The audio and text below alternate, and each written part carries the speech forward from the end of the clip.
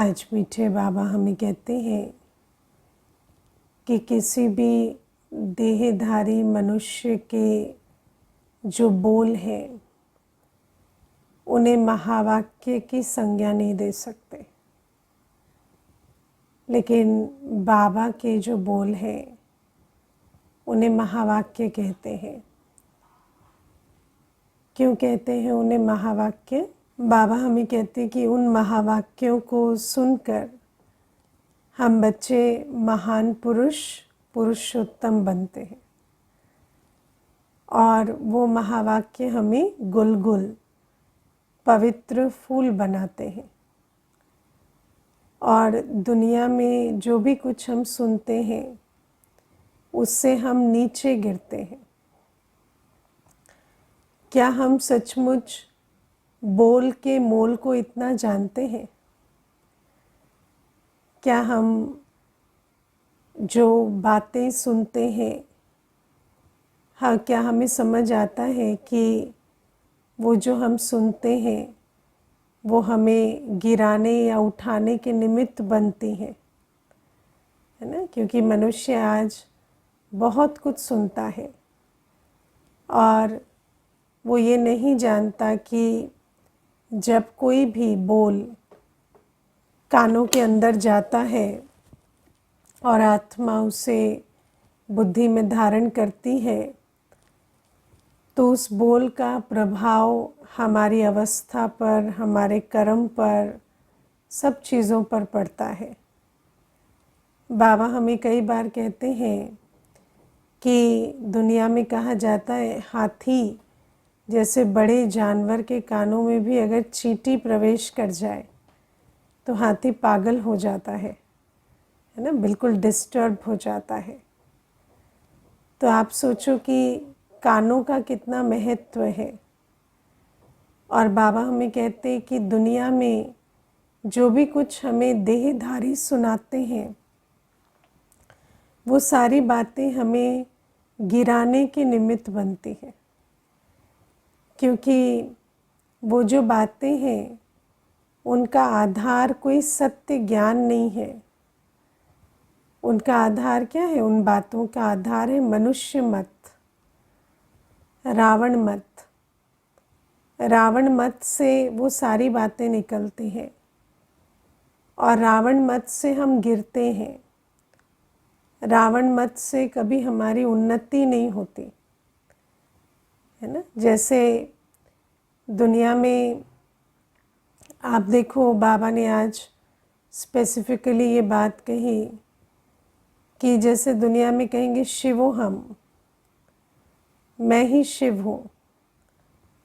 अब दुनिया में इसे बहुत बड़े ज्ञान की तरह प्रस्तुत किया जाता है कि मनुष्य कहे शिवो हम, या मैं ही शिव हूँ, या मुझ में ही भगवान है, या कोई कहता है कि भगवान है ही नहीं, है ना? तो या तो हम कहें कि भगवान है ही नहीं। अभी पीछे एक भाई आया था तो मुझे कहता कि मैं नहीं मानता कि भगवान है।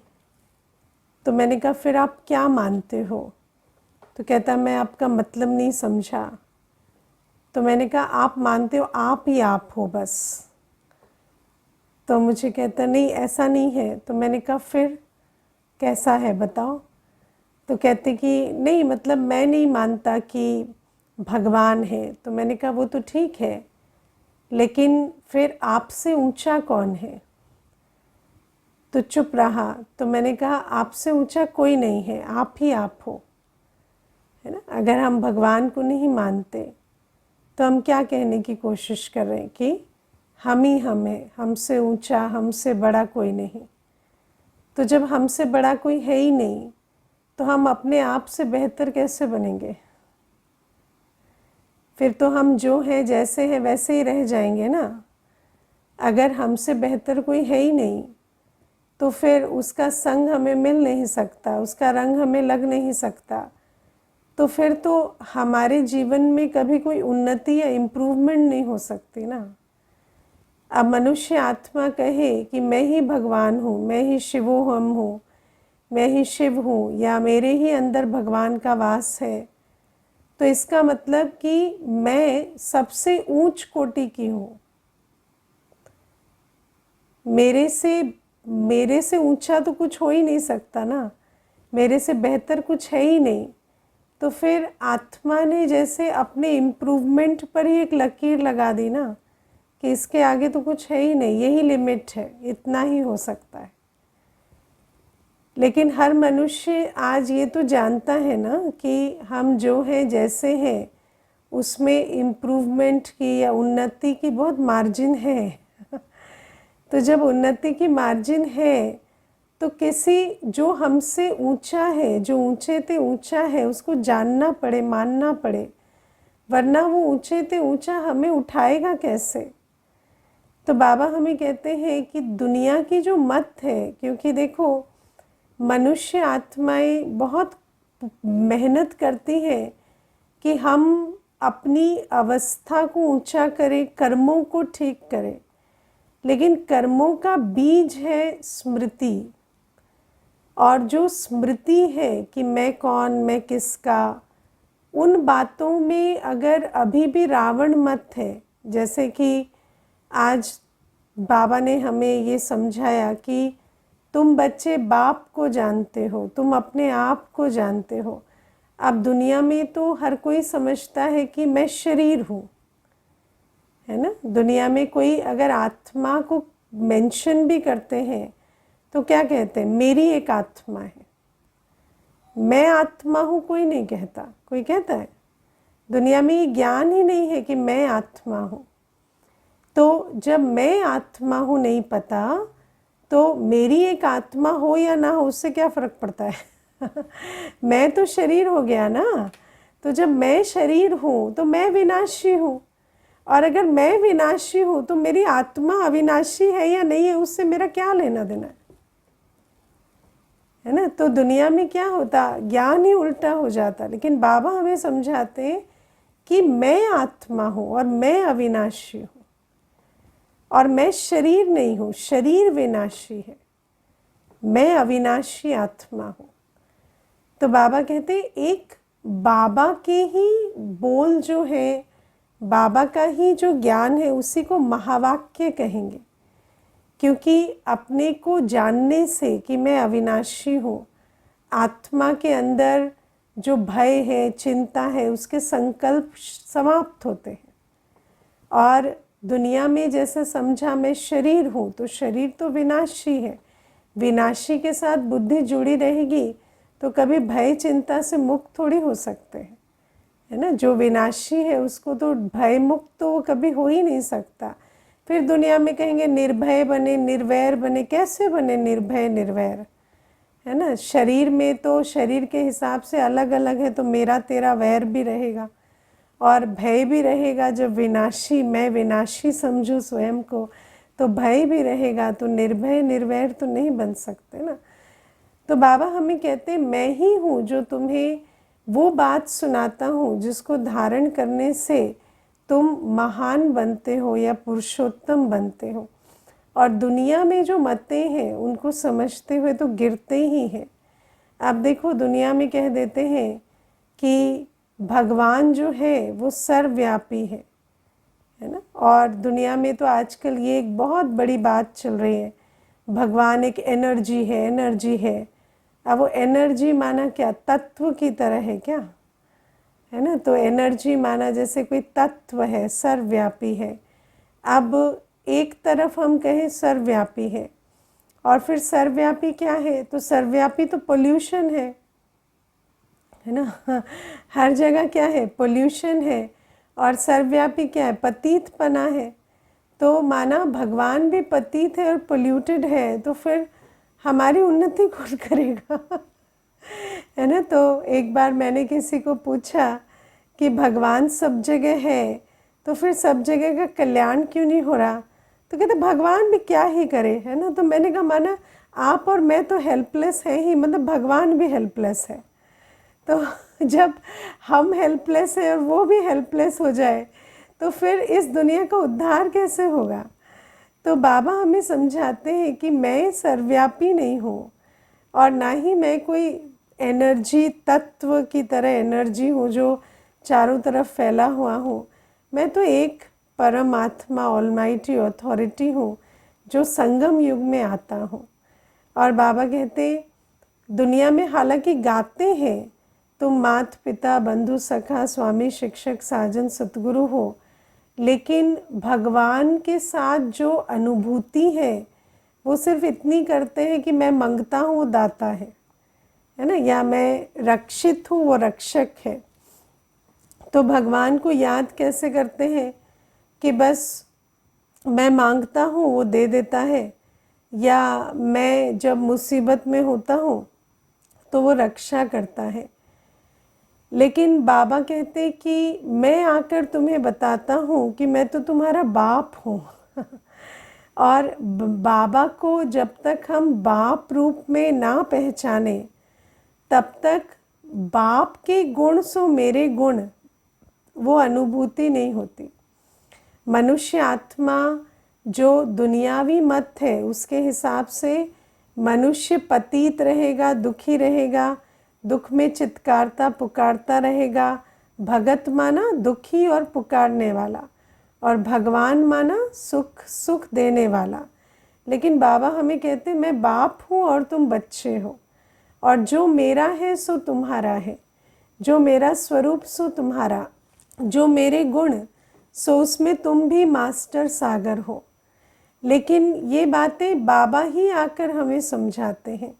हमें कभी देखो, जिस बच्चे का बाप बिछुड़ जाता है ना, जिस बच्चे का बाप बिछुड़ जाता है उस बच्चे को अपनी पहचान नहीं होती ना। दुनिया में भी क्या होता है, शरीर के रूप से जो पहचान हमें मिलनी चाहिए, जैसे शरीर का कुल, जाति है ना, धर्म, ये सारी चीज़ें भी जो बच्चा ऑर्फन होता है उसको अपनी फिज़िकल आइडेंटिटी भी मालूम नहीं होती है ना, कि मेरा ये नाम है, ये सरनेम है, ये जाति है, ये धर्म है, ये देश है, कुछ मालूम नहीं होता। क्योंकि पिता की शारीरिक आइडेंटिटी से ही बच्चे की शारीरिक आइडेंटिटी बनती है ना। लेकिन जो ऑर्फन हो उसको वो पता नहीं चलता। ऐसे ही बाबा कहते मैं जब तक नहीं आता या तुम मुझे ये पहचानते नहीं कि मैं तुम्हारा बाप हूँ, तो तुम्हें अपनी रूहानी अस्तित्व का मालूम ही नहीं कि तुम आत्मा कौन हो, कैसी हो, तुम्हारे गुण क्या है, तुम्हारी शक्तियाँ क्या है, तुम्हारी जाति क्या है, तुम्हारा कुल क्या है, तुम्हारा स्वधर्म क्या है, तुम्हारा देश क्या है, कुछ भी नहीं पता था तुम्हें। तो आप सोचो, एक आत्मा जिसको अपना कुछ भी नहीं पता उसका क्या हाल होगा। वही हाल होता है जो हमारा हुआ पड़ा था और फिर बाबा हमें ये समझाते हैं कि अब चलो बाबा हमें मिल गया, बाबा के महावाक्य भी हमने सुन लिए, ये महावाक्य हमें महान बनाने वाले भी हैं। लेकिन फिर भी हम अपने आप से पूछें कि बाबा ने तो मुझे बता दिया कि बाबा का और मेरा संबंध बाप और बच्चे का है, पर क्या मैंने वो संबंध बाबा से जोड़ लिया? क्योंकि आप देखो, अगर कोई बच्चा है, दुनिया में भी कोई ऑर्फन है और बहुत सालों से है ना वो पिता से बिछुड़ कर रहता है, और फिर अचानक उसको पिता मिल जाए तो क्या होगा? तो भी उसको टाइम लगेगा ना, पिता की छत्र छाया में रहने के लिए भी टाइम लगेगा क्योंकि उसको तो बिना छत्र छाया के रहने का संस्कार बन गया है ना। तो पिता की छत्र छाया को अनुभव करने में भी उसको टाइम लगेगा। अब मान लो पिता बैठा है, लेकिन उसको संस्कार क्या है कि उसको पैसे की चिंता करनी है, तो वो करता रहेगा, क्योंकि उसको निश्चिंत होने का संस्कार नहीं है। जो बच्चा शुरू से माता पिता के पास रहता है उसको तो निश्चिंत होने का संस्कार है। लेकिन जो माता पिता से बिछुड़े हुए अचानक मिल जाए उसको तो संस्कार नहीं है ना, तो वो तो पिता भी बैठा है तो भी चिंता करता रहेगा, है ना। या उसको तो वो जो नशा है कि जो बाप की प्रॉपर्टी है वो मेरी प्रॉपर्टी है, वो नशा उसको जल्दी नहीं चढ़ेगा, धीरे धीरे चढ़ेगा, क्योंकि उसको संस्कार नहीं है। तो बाबा भी हमें कहते हैं कि हम बच्चे भी कैसे है ना, बाबा कभी कभी मुरली में कहते हैं ना, बिना धनी धोनी के घूम रहे थे। तो फिर अभी जब बाबा मिलता है तो बाबा हमें कहते तुम्हें नशा चढ़ता है, तुम्हारा बेहद का बाप आया है, बेहद का वर्षा। तो हम ऐसे दुखी सा चेहरा बना के मुरली सुन लेते हैं कि भाई हाँ हाँ नशा चढ़ रहा है बाबा कि आप आए हैं, है ना। लेकिन नशा कैसा चढ़ना चाहिए कि सच में मेरा बेहद का पिता आया है और मुझे 21 जन्म का वर्षा दे रहा है। ये एक जन्म तो बाबा की छत्र छाया में है ही, लेकिन साथ में 21 जन्म का वर्षा भी मेरा है। मुझे ना वर्तमान की चिंता है ना भविष्य की चिंता है ना। लेकिन बाबा हमें कहते हैं कि वो भी हमें अभी क्या अपना पुरुषार्थ करना पड़ेगा उसके लिए। बाप को याद करें, है ना, बाप को याद करेंगे तो बाप का नशा चढ़ेगा, क्योंकि बाप को याद नहीं किया है। तो बाप को याद करेंगे तो बेहद के बाप के वर्षे का नशा चढ़ेगा कि अच्छा मैं आज बाप की छत्र छाया में हूँ, अब मेरा वर्तमान भविष्य दोनों बाबा देख रहे हैं। और जैसे दुनिया में भी होता है ना कि बच्चे को माता पिता वर्षा दे देते हैं, लेकिन पिता का वर्षा उसको कब मिलता है, जब वो बाप की बात माने, है ना। दुनिया में क्या होता है ना, शादी करो कहेंगे तो करना पड़ेगा, नहीं तो फिर बेदखल कर देंगे, है ना। तो वो तो पतित बनने की बात मनवाते हैं और फिर वर्षा देते हैं। तो एक हाथ पाना एक हाथ गंवाना हो जाता है, ऐसा ही है ना। दुनिया में क्या है, हर माता पिता प्रेशर डालेंगे कि पतित बनो या ऐसे बनो, और फिर उस क्योंकि वो ही उनको आता है तो वो उस प्रेशर से कहेंगे कि अच्छा ये करोगे तो तुम्हें प्रॉपर्टी मिलेगी। लेकिन बाबा के साथ भी ऐसा ही है। बाबा कहते हैं कि मैं तुम्हें पावन बनने की राह बताता हूँ, लेकिन जो आज्ञाकारी होगा उसी को वर्षा मिलेगा। मैं तुम्हें वो नहीं बताता, जैसे लौकिक में माता पिता पतित बनने का रास्ता बताते, मैं तो तुम्हें पावन बनने का मार्ग बताता हूँ। लेकिन आज्ञाकारी तो तुम्हें यहाँ भी बनना पड़ेगा, है ना। और अगर आज्ञाकारी नहीं बने, और आज बाबा ने मुख्य क्या अंडरलाइन करा है, दैवी गुण धारण करने ही पड़े और बाबा को याद करना ही पड़े। तो बाबा कहते हैं अगर मेरी आज्ञा पर चलोगे तो फिर मैं तुम्हें स्वर्ग का मालिक बना दूंगा। मुझे याद है जब मैं शुरू में ज्ञान में आई ना, तो मुझे ज्ञान समझ आता था, मुझे कर्म की गति समझ में आती थी, मुझे आत्मा समझ में आता था, लेकिन मुझे ये नहीं इतना बुद्धि में बैठा था कि ये मेरा बाप है और मैं बच्चा हूँ। और जैसे धीरे धीरे वो बात समझ आई। तो पहले मैं सोचती थी ना कि मुझे अपने कर्मों पर बहुत अटेंशन देना है, मुझे हर एक चीज़ देखते सोचते रहना है, ये विकर्म है या सुकर्म है या ऐसे। तो ऐसे बहुत टाइम तक मैंने बहुत मेहनत की, लेकिन फिर मुझे धीरे धीरे समझ में आ गया कि यहाँ वो बात नहीं है। यहाँ तो ये बाप है, मैं बच्चा हूँ, मुझे बस इसके सुन के चलना है। है ना, और ये मुझे वर्षा दे के जाएंगे। तो मुझे ये समझ में आया कि मुझे इतना दिमाग लगाना ही नहीं है, मुझे जो श्रीमत मिली मुझे उस पर चलना है। और मुझे उसका क्या बना, क्या कर्म बना, क्या विक्रम बना, मुझे नहीं देखना। मुझे जो श्रीमत मिलती है, मुझे कहा 4 बजे उठ जाओ, है ना, योग करो योग कर लो, पवित्र बनो पवित्र बन जाओ, शुद्ध भोजन करो शुद्ध भोजन करो, दुख मत दो तो दुख मत दो, चाट लिखो चाट लिखो। तो मुझे ये समझ में आया, सेवा करो माना सेवा करो। तो जो बाबा कहता है वो करो तो तुम्हें वर्षा मिल जाएगा। और लिटरली मैंने देखा कि कोई मेहनत नहीं है, बस आज्ञाकारी होके चलने से संगम युग का भी जो वर्षा है, अतीन्द्रिय सुख का, शांति का, वो भी मिलता है। और फिर सत्युग या भविष्य की जो चिंता है वो मिट जाती है ना। जैसे आज भविष्य को लेके कोई चिंता नहीं होती, चाहे कितनी भी कैसी भी कोई बात हो जाए, कोई परिस्थिति बन जाए, वो चिंता नहीं होती। लेकिन अगर सच में देखा जाए तो उसके लिए कोई पुरुषार्थ नहीं किया है कि निश्चिंत बने, निर्भय बने। बस बाप का बनने से, आज्ञाकारी बनने से बाबा हमें निश्चिंत बना देते हैं। बाबा के साथ हमें ऐसा फील होने लगता है कि इस समय भी मुझे कोई चिंता नहीं है, और बाप के समान संपन्न अवस्था की फीलिंग आने लगती है, और भविष्य की चिंताएं भी छूट जाती हैं। तो बाबा हमें कहते हैं ये जो मैं तुम्हारा बेहद का बाप हूँ और मैं आया हुआ हूँ, और तुम्हें मेरे साथ प्रैक्टिकल संबंध में चलना है, जो मैं तुम्हें कहता हूँ वैसा करना है, श्रीमत पर चलना है, सपूत बनना है। ये बात जब हमारी बुद्धि में बैठ जाती है तो हमें वर्तमान भी झोली भर जाती है और भविष्य का भी नशा चढ़ जाता है। तो बाबा कहते हैं ये महावाक्य है, और ये समझने से कि वो भगवान है, मैं भगत हूँ, वो ऊंचा है, मैं नीचा हूँ, इससे किसी का कल्याण नहीं होता। लेकिन जब अपने को अधिकारी बच्चा समझते तो सारी अधीनता और भिखारीपन खत्म हो जाता है ना, या सारी जो अंदर कमी कमज़ोरी है वो ख़त्म होने लगती है। फिर बाबा कहते मैं टीचर हूँ, मैं तुम्हें पढ़ाता हूँ, है ना। दुनिया में देखो हम सुनते भी हैं कि भगवान ने आकर गीता सुनाई या ज्ञान दिया, वो ज्ञान का सागर है, लेकिन कभी भी ऐसे बुद्धि में नहीं आता फिर आके मुझे क्यों नहीं पढ़ाते, है ना। और बाबा कहते हैं कि अब तुम्हें जानना है कि मैं तुम्हें पढ़ाने वाला टीचर हूँ।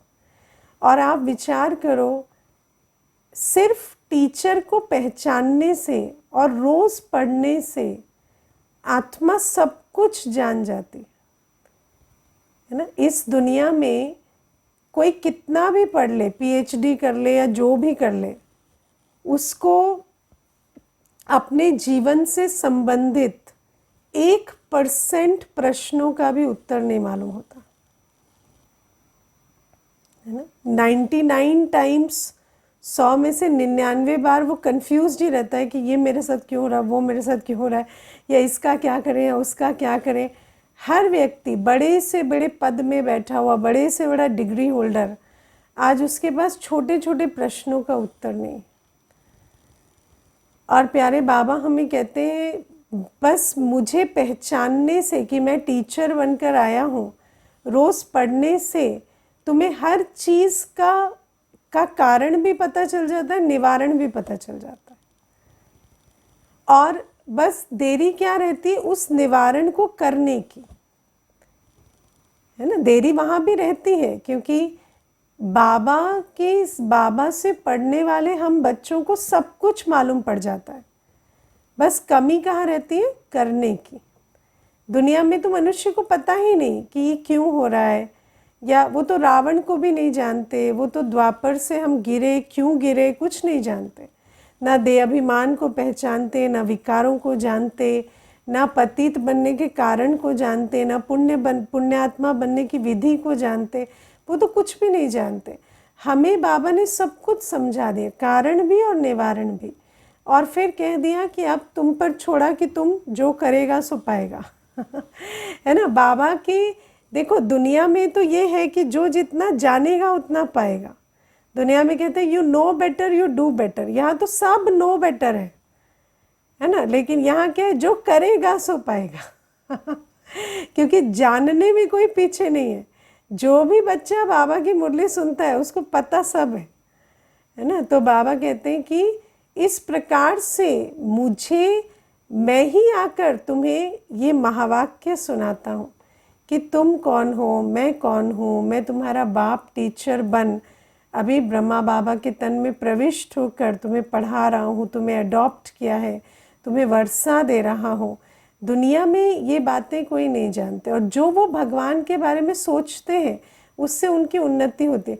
भगवान के बारे में क्या जानते हैं, बस वो सर्वव्यापी है और ज़्यादा रिश्वत दो तो ज़्यादा कृपा करते हैं है ना। और तीसरी बात जानते हैं कि उससे डरना चाहिए क्योंकि वो बहुत पनिशमेंट देते हैं जो कि तीनों ही बातें भूल है ना। ऐसा थोड़ी है कि, है ना, दुनिया में कहते हैं ना 100 का प्रसाद चढ़ाओ, फिर 101, फिर 1001, फिर 1,00,000, फिर ऐसे। तो क्या जितने का प्रसाद चढ़ाएंगे उतनी कृपा बरसेगी क्या?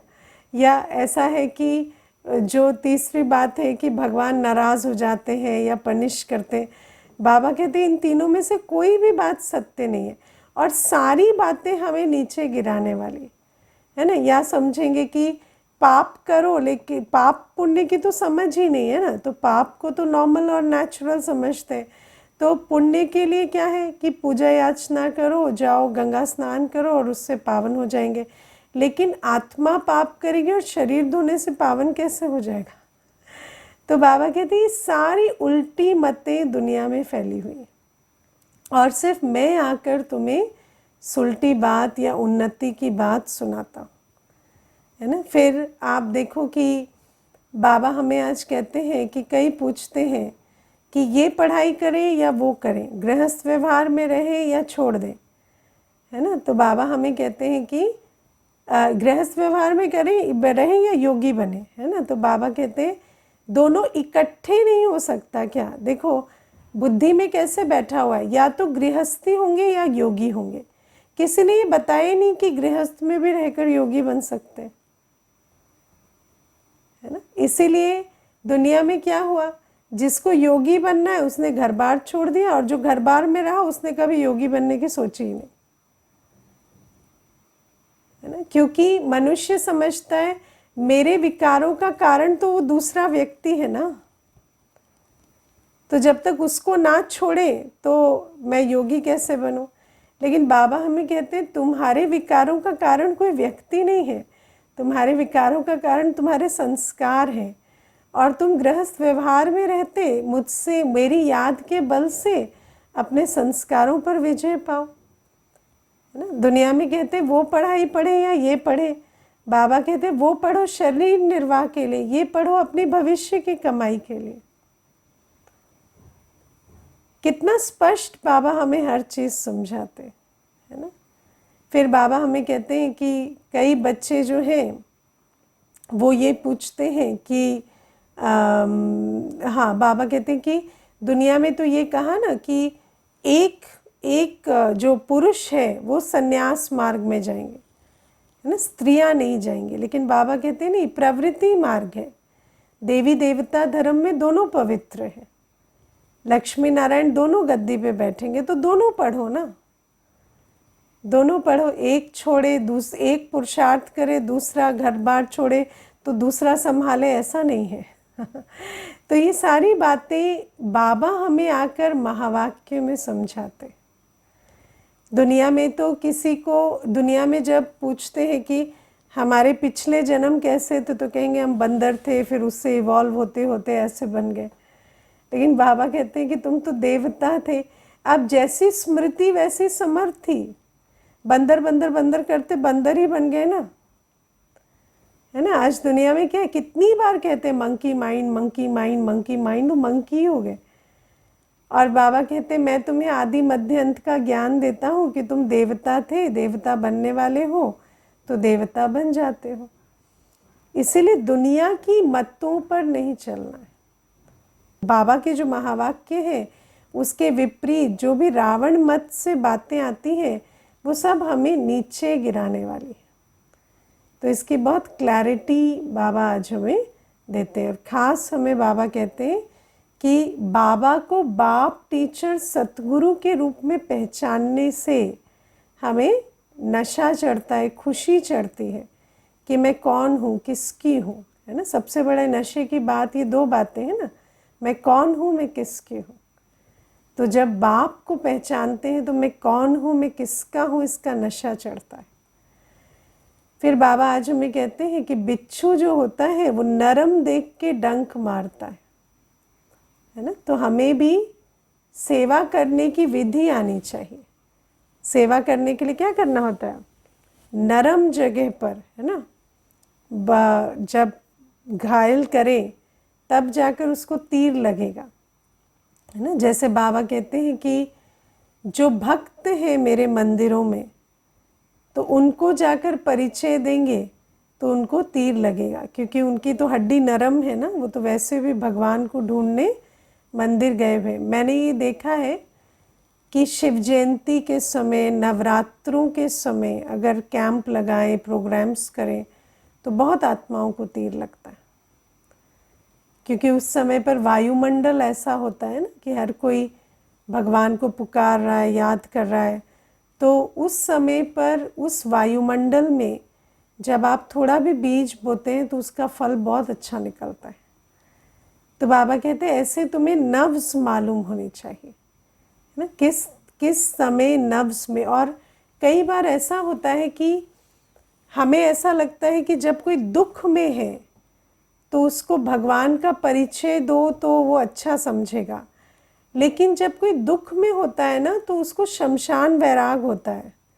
उस समय जब उसको परिचय देते हैं ना, उसको लगेगा कि आपको भी लगेगा कि उसने समझ लिया, पर वो समझता नहीं है, क्योंकि आत्मा जब दुख में होती है उसकी एनर्जी बहुत लो होती है।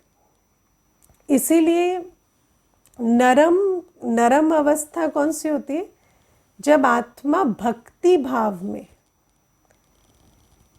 जब आत्मा को ईश्वर के प्रति दिल खुली हुई है ना, जब वो मंदिर में है, जब वो किसी उपवास में है, जब वो सचमुच उसकी जो बुद्धि है वो भगवान की तरफ मुड़ी हुई है, तो उस समय पर अगर उसे परिचय दें। और हमने देखा है कि जब ऐसे भक्ति का वायुमंडल होता है उस समय पर, जब ज्ञान के कोर्स होते हैं या कैंप लगाते हैं या राजयोग शिविर लगाते हैं या ऑनलाइन कोर्सेज अनाउंस करते हैं, तो उस समय पर तीर अच्छा लगता है।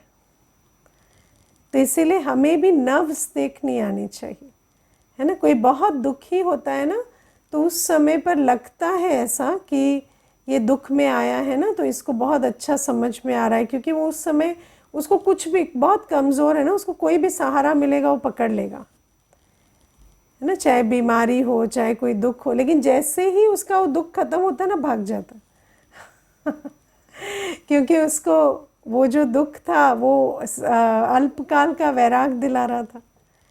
लेकिन जब सच में आत्मा शुद्ध भाव से भगवान को याद कर रही होती, उस समय पर जब हम उसे परिचय देते हैं ना, तो उसको बहुत अच्छा तीर लगता है। ये मेरा निजी अनुभव है। तो उस आधार से ये मैंने जो सेवा में देखा कि कब कब तीर ठीक लगता है, जब आत्मा की हड्डी नरम होती है, जब उसको बाबा की तरफ भावना होती है। और वो होता है जब मंदिर टिकाने जहाँ पर वो भक्ति भाव से, प्रेम भाव से जा रही होती है। तो ये दूसरी बात। फिर प्यारे बाबा आज हमें कहते हैं हम बच्चों को लायक बनना है ना। हम बच्चों को सपूत बच्चा बनकर श्रीमत पर चलकर नाम वाला करना है। और सपूत बच्चा कौन होता है? जो आज्ञाकारी होता है ना, जो बात मानता है। और बाबा कहते हैं जितना जितना बात मानेंगे बाबा की, उतना क्या बन जाएंगे? पवित्र। क्योंकि बाबा की सारी श्रीमत जो है वो पवित्र बनाने की श्रीमत है। योग बल भी पवित्र बनाता है, धारणा का बल भी पवित्र बनाता है, और सेवा भी पुण्य का खाता जमा करती है। सेवा भी हमें निमित्त निर्माण पवित्र बनाती है। तो बाबा कहते हैं जितना हम पवित्र बनेंगे ना, जितना हम आज्ञाकारी बनेंगे, पवित्र बनेंगे, पवित्र बनना ही लायक बनना है। क्योंकि नाम वाला बाबा का उन बच्चों के द्वारा होगा जो निर्विकारी होंगे, पवित्र होंगे, है ना। जिनकी अपनी रग वस्तु व्यक्ति वैभव में फंसी हुई है, वो भले कुछ अल्पकाल के लिए तो किसी को इम्प्रेस कर लेंगे, लेकिन धीरे धीरे उनका प्रभाव खत्म हो जाता है। लेकिन जो पवित्र होते, कमल पुष्प समान न्यारे प्यारे होते, उनका प्रभाव हर एक पर पड़ता है। तो बाबा कहते हैं हम बच्चों को श्रीमत पर चलकर इतना सपूत बनना है, लायक पवित्र बनना है कि हमारी वाणी के द्वारा, हमारे कर्मों के द्वारा बाबा की प्रत्यक्षता हो सके। तो ये है मीठे बाबा के आज के महावाक्य। ओम शांति।